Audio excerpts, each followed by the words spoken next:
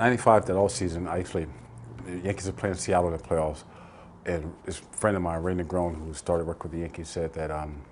Steinbrenner want to meet with you when the season's over. I said, okay, cool. And then my suspension was lifted, I think, in October. So I was actually rooting for the Yankee pitchers to do bad, all but David Cone, because he was a personal friend of mine.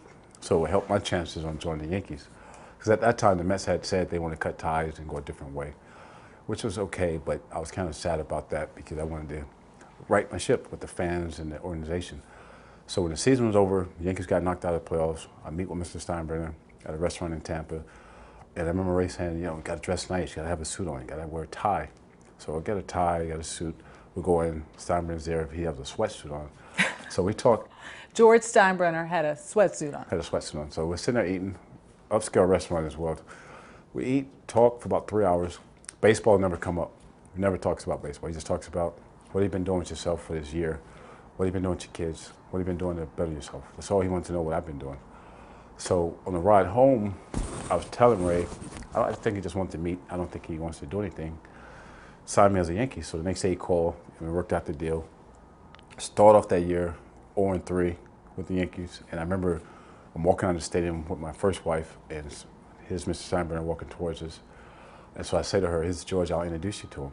So she said, okay, cool. She was kind of excited. As they got close, I said, hey, boss, how you doing? I'd like for you to meet my wife. And he said, when you going to win the Elfin game? And just kept walking. So that was, I said, that was George. But later on, he apologized and signed roses and stuff like that. I mean, that's just the type of guy he was. I mean, great guy. Now, great guy. Yeah, he was a great guy. I mean, he gave me an opportunity because that's just who he was. And the thing about George, he was a fan. He wanted to win. But at the end of the day, he was in your corner. I mean, he gave me a job with the Yankees after that. He was very supportive of my dad when he got sick. Are you still a Mets fan? I'm a Met at heart. I'm a New York fan. I like all New York teams, but the Mets are definitely my #1 team, though, in New York. I still root for them, get to many games I can. And I get asked that question a lot, and like a lot of times when I do signings, if I'm in the Bronx, you say, yeah, I'm a Yankee. But it just don't sound right. Even though I appreciate all what the Yankees done for me and Mr. Steinbrenner, but I always feel Met at heart. What is it about this Mr. Steinbrenner? All the respect and props he gets, and, Seinfeld, he earned millions kind of giving him a little he's an kick. incredible man. And I'm very fortunate to spend the time I spent with him. And once I retired, that's when I really got to know him. I worked for the Yankees for 6 years down in Tampa. I've been around him every day. And just watching the stuff he does for the community and people he don't even know. A lot of people that has jobs down in Tampa, he met them like at IHOP or different places, and he gives them jobs. I remember he really was that guy. He was that guy, and he didn't want nobody to know. The stuff he would do to help people, he said, hey, I don't want anybody to know. And he always just tell me, he goes, Doc, if you do something for someone and more than 2 or 3 people knows, then it's not coming from your heart.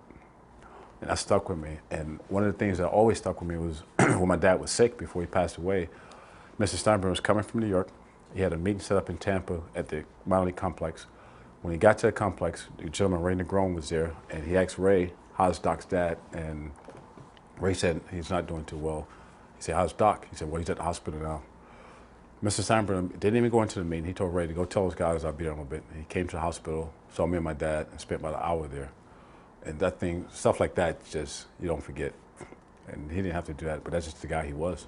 So that blows over that whole, when are you going to win me a... Oh, when you game? Oh, definitely, definitely, yes, definitely.